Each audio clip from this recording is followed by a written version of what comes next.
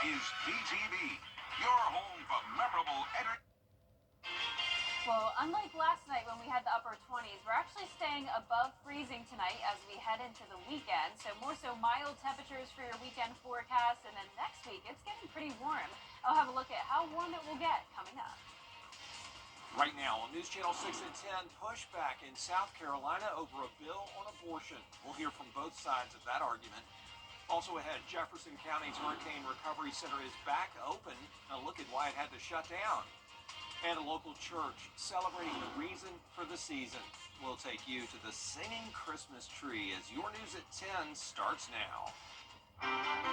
Live from Television Park, this is WJBF News Channel 6 at 10 on MeTV.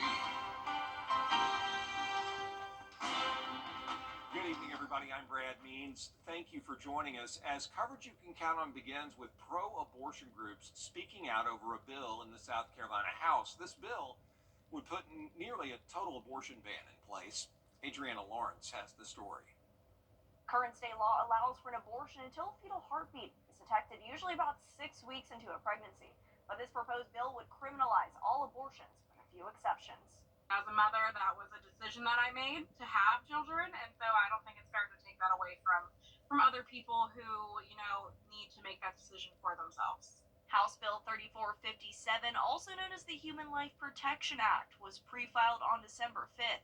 It would make an abortion illegal in South Carolina, with the exception of incest, rape, or to prevent the mother's death. Ashlyn Perot is the executive director and co-founder of the Palmetto State Abortion Fund. She says this bill will have consequences on women seeking safe abortions. So folks will travel, and that does put a burden on other areas of their lives, like school, work, their child care. They have a lot of things they have to arrange to do that. Perot says even though there is a Republican supermajority between the House and Senate, this bill could still run into some issues. We have two factions of the Republican Party that are just fighting each other constantly, and they don't agree. So I don't know that something else will pass. Perot says the Palmetto State Abortion Fund will continue to advocate putting a stop to restrictions. She says she hopes lawmakers take one thing into consideration this legislative session. They're not doctors. They're not social workers. They're not, and they're not professionals in any sense of the word when it comes to healthcare. So they should really just stay out of it unless they want to get on the front lines and start dealing with it. Perot says don't be afraid of calling your lawmaker to let them know what you do or don't support. We tried reaching out to Representative Bailey and Johnson, but haven't heard back just yet. It is time now for our first check of the weather. Let's check in with our chief meteorologist, Jenna Petracci. Well, Brad, it is a clear and chilly night with temperatures in the 40s, so it's definitely much warmer than it was last night, though. And here's a look at our Terry Lambert Hyundai Skyview cam over in Aiken now. Great night to be out and about. You just need a jacket with you, and then same thing throughout the weekend. So we're still going to see some chilly conditions at nighttime, but pretty mild in the afternoon.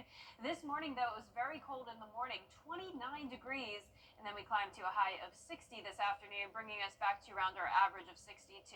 So right now we're sitting in the mid-40s, dew points in the 30s, and winds are nice and calm, so we don't have an issue with wind chill tonight. So pretty much 40s across the board here, and you can see the temperature change map is showing us around 10 to even 15 degrees warmer than it was last night when we were in the upper 30s at this time. So you can see as we look at Saturday morning, temperatures will be down into the upper 30s early, and then we'll warm up into the mid-50s in the afternoon.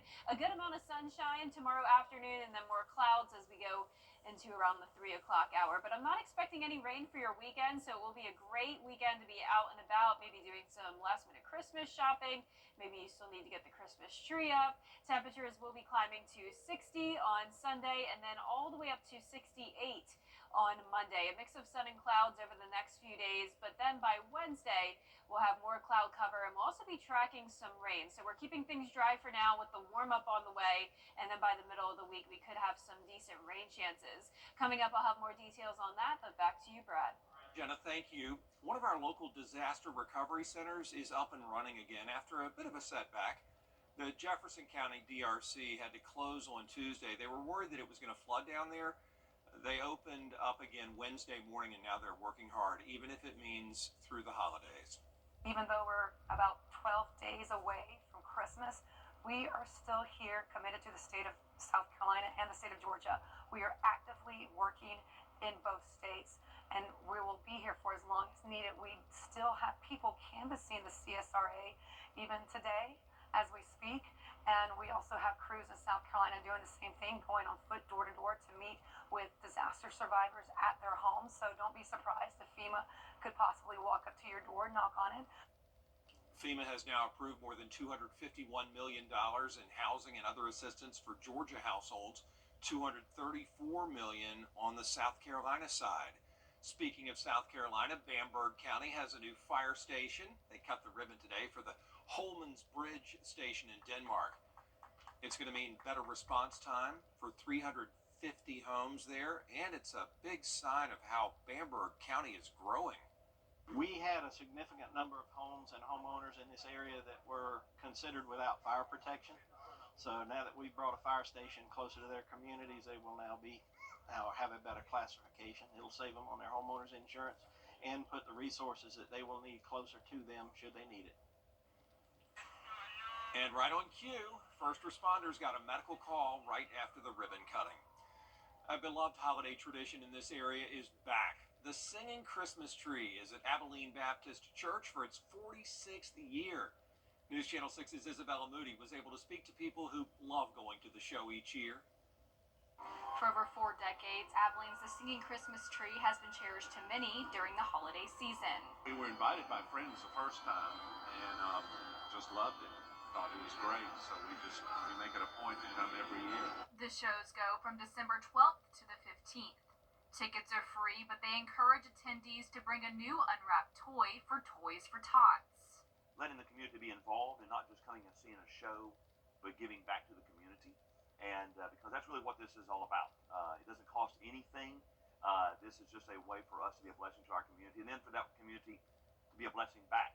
The show includes interactive singing, a 28-foot Christmas tree, and around 200 singers, musicians, and cast members to bring the holiday spirit. I think that this is just a good program to go to, especially with Hurricane Helene that happened. Like she was saying, just bringing the community together. Many returning people I spoke to agree that the reason they enjoy this tradition, along with many others, is because of the meaning behind it. It brings everybody together. It's something they can look forward to every year. And it's just a really good production. They do a really good job putting on the story of baby Jesus and bringing everybody together and remembering the reason for the season. People want to be reminded of the real reason for the season, and I think the church atmosphere really helps out a lot. It was others' first time attending, and they don't see it being their last. I definitely think this could become a new tradition for us, for sure. They have 3 shows left, but tickets are sold out for the shows this year.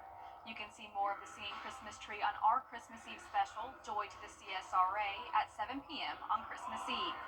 In Martinez, Isabella Moody, WJBF News Channel 6.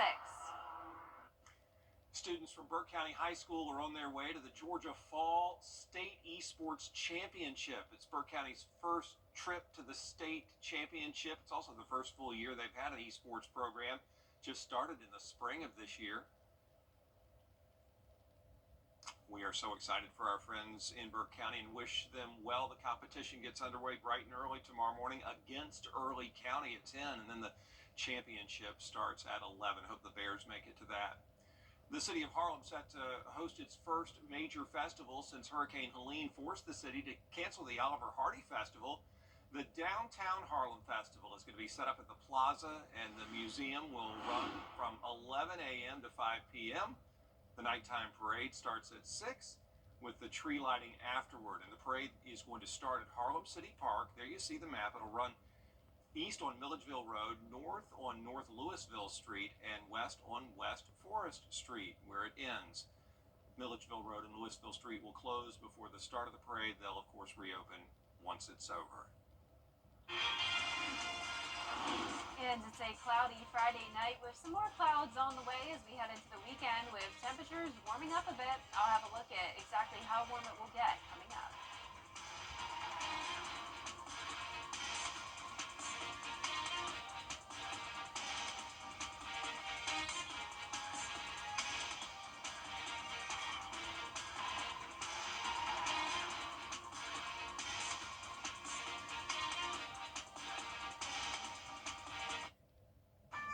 Is your Your forecast with WJBF Live Viper 6. Welcome back. I hope you're having a great Friday so far. We do have some cloud cover across the southeast, and then we have a low pressure system forming out to the west. A warm front followed by a cold front. Not much rain in between it, but definitely some warmer temperatures on the backside of that front. You can see exactly where the front is located based off this gradient here. Upper 30s in Kansas City, upper 20s this evening in Omaha, but then the 50s down in Oklahoma City, 60s in Houston, Texas, and 70s down in South Texas and South Florida. For us, we're in the mid-40s pretty much across the board. Warmest spot would be Swainsboro at 48, 45 in Crawfordville, 44 in McCormick, Bamberg, you're at 47, and here on our Terry Limber Hyundai Skyview cam, it is overall a pretty nice night here. Taking a look at SRP Park, we're sitting at 45 degrees here in town. Winds are calm, dew point of 38, visibility perfect at 10 miles. So we will see our temperatures dip down into the 30s eventually overnight, 37 by 6 o'clock Saturday morning, and then climbing back into the upper 50s by lunchtime. Topping off at 62 degrees in Augusta tomorrow. Now keep in mind, some places will stay in the 50s, others into the mid-60s, so we will have a pretty big spread of temperatures across our area. Then on Sunday, a bit more cloud cover, so that'll keep us a little bit cooler, but notice the low temperature is actually warmer, low of 42 going into our Sunday morning. For your shopping forecast tomorrow, it's going to be a great day for any Christmas shopping or just anything you want to do outside. Just keep a jacket with you throughout the day. You may want to tie it around your waist as we warm up a bit into the 60s with some sunshine later on, but it will also be a bit breezy, gusts up to around 25 miles per hour. You can see 6 a.m. tomorrow morning, mostly clear skies, so the clouds clearing for a bit. Then they return Saturday night with some east winds coming in ahead of our next system. But notice this pretty much just falls apart. So this is a cold front bringing some rain and even winter weather to the north of us. But then all of that rain will just fade away. So I'm not really even expecting a drop throughout your weekend. Now next week, a bit of a different setup. The pattern does become more active with low pressure moving in from the Gulf. Warm and moist air taking over, cloudy skies, some rain, and the warm up to a 40% chance of rain by Thursday. We could use the rain. We're only at around an inch so far for the month of December. Temperatures on the rise, 68 on Monday, 70s in store Tuesday and Wednesday, but then a big drop off to the 50s again this time next week.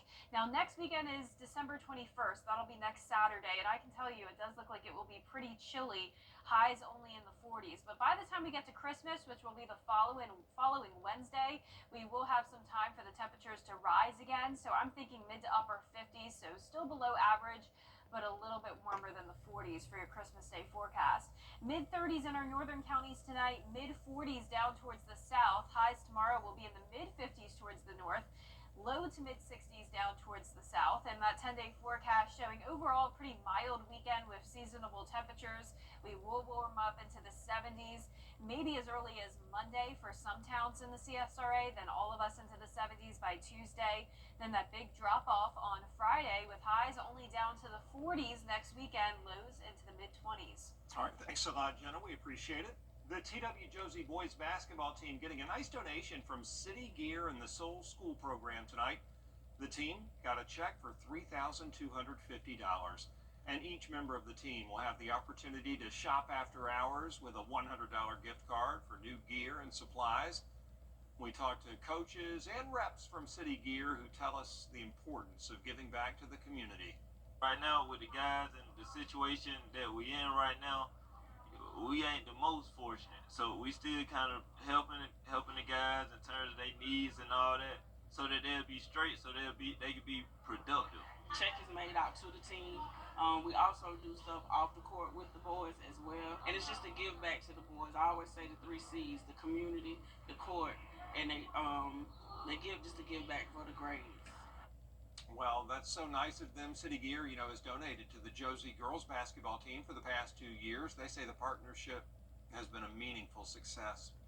Still ahead, more information is bringing less clarity. What lawmakers know about the mysterious drones flying in the Northeast after the break. Still ahead, Georgia and Georgia Tech. Check that. Georgia Southern and Tech getting set for their respective bowl games. Well, Georgia is too. We'll hear from Coach Key and Coach Helton on the chance to play one more game this season. Stay with us. This year, a gift limited to only the finest in men's clothing. Now, WJBF sports coverage you can count on. The Georgia Tech Yellow Jackets may have fallen in heartbreaking fashion in the regular season finale to the Georgia Bulldogs, but they are still going bowling. The 7-5 Yellow Jackets are taking on the Vanderbilt Commodores. It'll be the 39th overall meeting between the two teams, with Tech leading the all-time series 20-15. And history is on Georgia Tech's side, as they have not lost to Vanderbilt since 1941. But these two teams share one thing in common. This year, they both beat top 10 opponents. The Jackets beat 10th-ranked Florida State and 4th-ranked Miami. The Commodores, on the other hand, took down the Alabama Crimson Tide. They got it right. They got it right this year with two teams. And as we were walking in, I mean, you talk about almost carbon copies of each other. When you look at teams that and how they play, how they compete, you can tell they play for each other. They play for their school. In a day where that does not happen a lot of times anymore. So I think it's pretty special. Kickoff set for Friday, December 27th, 3:30 p.m. on ESPN. And the Georgia Southern Eagles are also going bowling this year. They're taking on Sam Houston in the New Orleans Bowl. It'll be the first time these two teams have ever met on the gridiron. The 8-4 Eagles are making their 7th bowl appearance in 10 years. They're also 11-7 all-time when playing in the Caesars Superdome. Great reward for our football team and what they've accomplished this year, and having the availability and the opportunity to play one more time together as a team with these 31 seniors. That this is our last time as a football family to try to go 1-0 on the week on the national stage. Kickoff set for Thursday, December 19th, airing at 7 p.m. on ESPN2. And the high school basketball season is now in full swing, and a handful of our area teams played in the Brighter Side Roofing Classic. The 7-1 Grovetown Warriors facing off against the best team in the state of Georgia, the Grayson Rams. The Rams, though, off to a quick start in the first quarter with this KJ Garris 3-ball to put them up 8-0. Then the Warriors with the ball now. Ian Leverett is double teamed, so he finds Marcus Curry, who makes the off-balance mid-range jumper. Then it'll be Leverett again, who drives to the rim, this time banks the reverse layup. However, Rams lead at 25-11 in the first quarter, and they go on to win it 64-41. That'll do it for sports. We'll be back. Play quick win from the Georgia partners. And last but not least, it is a giant way to say Merry Christmas, but in a really small way. A miniature holiday village really is something to see. And it's out there somewhere with George Escala. This tiny town all lit up for Christmas, a labor of love for Brian Lil Mo Morris. I love creating stuff with my hands. I get a lot of enjoyment out of it. And what's not to enjoy in this winter wonderland they call Moville? What started with one miniature 16 years ago has transformed into a dense, diverse holiday destination. We love it. But yeah, it's a lot of work, but it's okay. Check out this winter carnival scene with all the rides. There's Graceland, all decorated for Christmas. Down the street, there's the Christmas tree lot. Ed's in charge. There's an airborne Santa and his reindeer. There are hot rods on the streets and people enjoying sliding in the snow down a steep hill. Everywhere you look, you see something else that catches your eye time and time again. Exactly. Every time I've seen it about 6 times already, and I see something new every time. Here's something to see. It's the Morris' favorite part of Moville, the camper section part of town. Check out these folks cooking outside, sitting around the fire. They got the big screen outside. It's not fancy, but it's family. You know, it's not the most glamorous, but we love it. Moville also experienced a disaster this year. It got hit by the hurricane as well. Yeah, we got power lines laying on the ground, trees laying on cars. Got 2 trees in the houses back there. But Moville is in the holiday spirit, and how could it not be with this dazzling, witty, whimsical, fun, kitschy miniature display? It doesn't just say Merry Christmas, it shouts it. Mission accomplished. It's a miniature Christmas village fit for a king. Out there somewhere in Augusta, Georgia, Escala, WJBF, News Channel 6. Incredible work. I know, so impressive and really helping to get me in the spirit. I can't believe it's almost Christmas already. Me too. Beautiful job. Yeah, I definitely need to see some Christmas lights sometime. Here's a look at our 10-day forecast. We're going to see partly cloudy to mostly cloudy skies with warmer temperatures. Back at 11. Please join us then on News Channel 6. And Hogan's Heroes is next here on MeTV. Jenna, that's a lot of items.